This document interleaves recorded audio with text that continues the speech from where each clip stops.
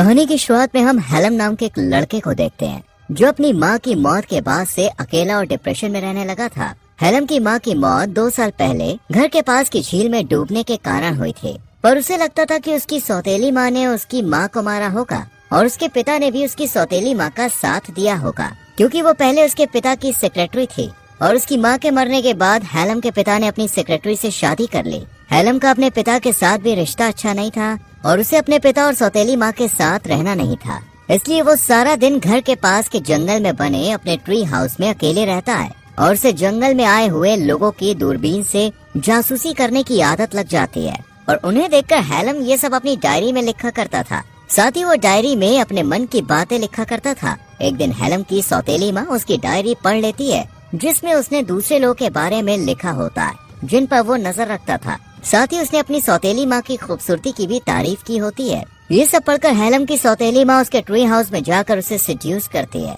हेलम भी खुद को रोक नहीं पाता और दोनों क्लोज हो जाते हैं, जिसके बाद हेलम की सौतेली माँ उसे ब्लैकमेल करके उसे दूसरे शहर भेज देती है ताकि हेलम अपने पिता को उसके खिलाफ भड़काकर उनके बीच दूरी पैदा न कर पाए। इसके बाद हेलम अकेले एक अनजान शहर में आ जाता है, पर उसके पास ना तो कोई खाने का ठिकाना था और न ही उसके पास पैसा था। साथ ही हेलम के पास न ही रहने के लिए कोई जगह होती है, इसलिए उसे एक बिल्डिंग की छत पर खाली पेट रात गुजारनी पड़ती है। अगली सुबह हेलम को सड़क पर एक महिला दिखती है जिसका नाम केट होता है। केट हेलम की मरी हुई माँ से काफी मिलती जुलती है। उसका चेहरा देखकर हेलम को तो पहली नजर में लगता है कि ये तो उसकी माँ है। हेलम केट का पीछा करता है और उसे एक होटल में जाते हुए देखता है। उसके पीछे हेलम भी चला जाता है और उसे पता चलता है कि केट होटल में मैनेजर है। हेलम केट के पास आता है और उससे पूछता है क्या यहाँ पर कोई काम मिलेगा। इस पर केट उससे कुछ सवाल जवाब करने के बाद होटल के किचन में काम में रख लेती है।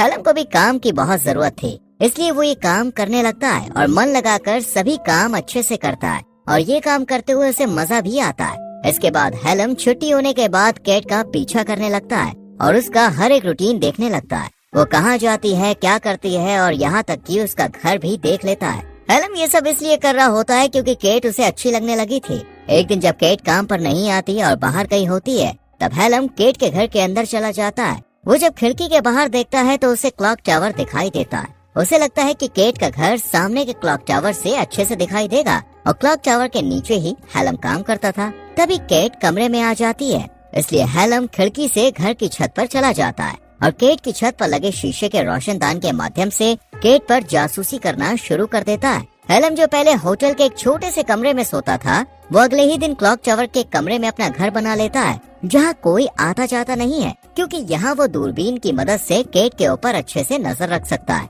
इसके बाद से हेलम रोज केट के कमरे में दूरबीन की मदद से झांकता रहता है और उसे डांस करते हुए और काम करते हुए देखता है। एक दिन जब हेलम क्लॉक टावर से केट पर नजर रख रहा होता है, तब वो देखता है कि केट के घर पे उसके होटल का सीनियर आया है। अब वो दोनों मस्ती कर रहे होते हैं। अगले दिन जब हेलम क्लॉक टावर पर जाने के लिए सीढ़ियों का इस्तेमाल कर रहा होता है, तब वही होटल का सीनियर जो कल रात केट के साथ था, उसे रोककर गुस्से में कहता है ऊपर तुम नहीं जा सकते, वहाँ सिर्फ सीनियर स्टाफ ही जा सकते हैं। इसके बाद जब हेलम किचन में काम कर रहा होता है, तब उसके पास केट आती है और पूछती है तुम्हें ये काम कैसा लग रहा है। इस पर हेलम कहता है कि वो अपने काम को एंजॉय कर रहा है। ये सुनकर केट को भी अच्छा लगता है। रात में जब हेलम केट को देखने के लिए उसके घर की छत पर होता है और रोशनदान से केट को देख रहा होता है, तब वो देखता है कि केट वहाँ अपने सीनियर के साथ है। हेलम छुपकर उन्हें देखता है और उनकी बातचीत से उसे पता चलता है कि उसका सीनियर शादीशुदा है और उसके 2 बच्चे भी हैं, यानी कि उसका और केट का अफेयर चल रहा है। ये जानकर हेलम को बहुत बुरा लगता है।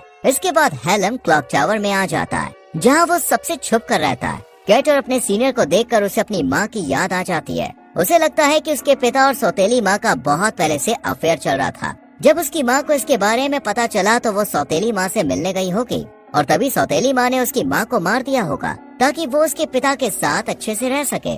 यहाँ पर हेलम को अब लगने लगा था कि उसकी सौतेली माँ और उसके पिता ने मिलकर उसकी माँ को मारा होगा। इसलिए हेलम पुलिस स्टेशन जाता है और अपनी सौतेली माँ पर उसकी माँ की हत्या का आरोप लगाकर केस दर्ज करता है और अफसर से कहता है कि उसके पिता भी उसका साथ नहीं दे रहे हैं। अगले दिन केट हेलम को ऑफिस में बुलाती है और उसे होटल में फ्रंट डेस्क का काम ऑफर करती है। इस पर हेलम मान जाता है और ये काम शुरू कर देता है।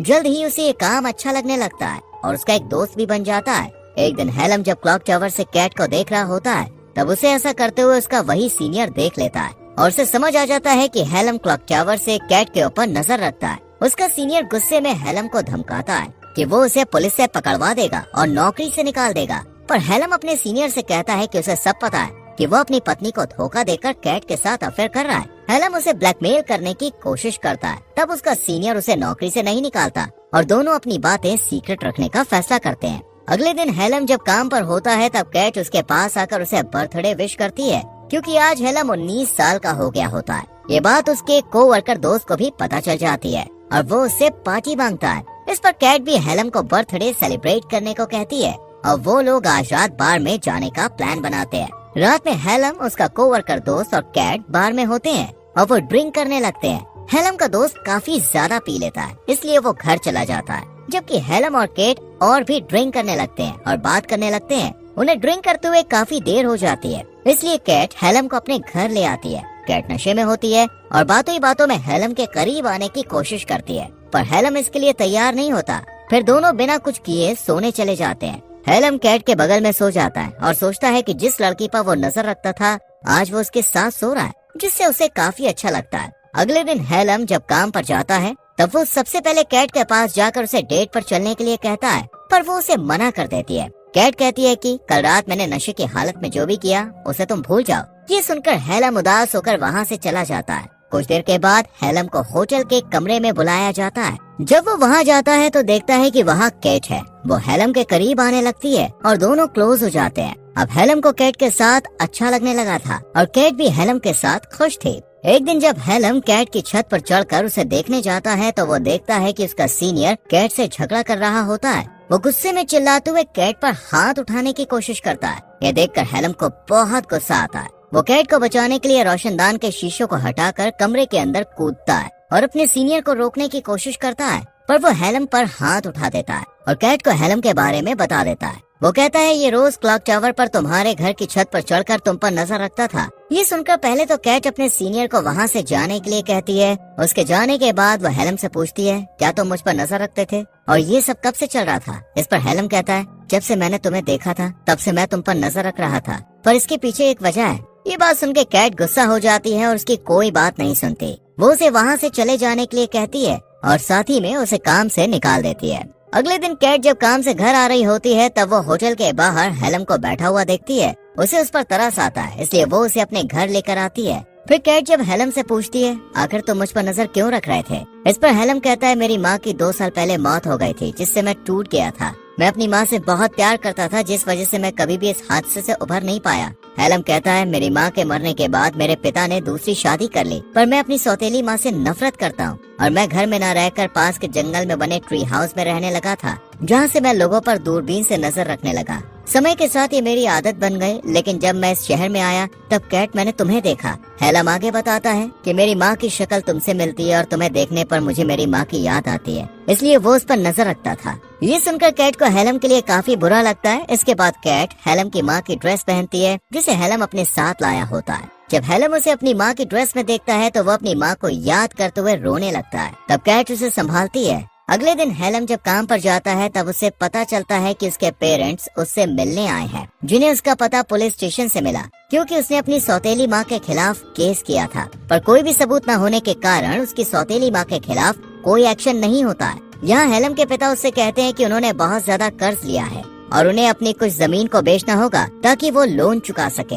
इसके लिए वो हेलम को वसीयत पर साइन करने को कहते हैं, जो मरने से पहले उसकी माँ उसके नाम कर गई थी। यहाँ हेलम को डर होता है कि इस सब के पीछे उसकी सौतेली माँ का हाथ है, इसलिए वो साइन करने से मना कर देता है। तब उसकी सौतेली माँ उसे बुरा भला कहने लगती है और फिर वो लोग वहाँ से चले जाते हैं। रात में हेलम को अपनी सौतेली माँ की बातें याद आ रही थी, जिसमें उसने कहा था कि उसकी माँ की मौत एक हादसा था और उसे भूल जाना चाहिए। पर हेलम बातों को याद करते हुए काफी गुस्सा हो जाता है। अगले दिन हेलम ट्रेन पकड़कर अपने घर आता है। हेलम दुख और दर्द से बुरी तरह प्रभावित होकर घर में चुपचाप आता है और अपनी सौतेली माँ के पास जाकर उसका मुंह बंद करके उसे बांधता है। फिर उसे झील में ले जाता है और पानी में फेंक देता है। सौतेली माँ डूबने लगती है। तभी हेलम को एहसास होता है कि वो गलत कर रहा है, इसलिए वो सौतेली माँ को पानी से बाहर निकालता है और उससे माफी मांगता है। फिर सौतेली माँ वहाँ से चली जाती है। तभी हेलम के पिता उसके पास आकर खुलासा करते हैं कि उसकी माँ बहुत पहले से डिप्रेस थी और उसने खुद अपनी जान ली थी। यहाँ हेलम को ये एहसास होता है कि वो गलत था।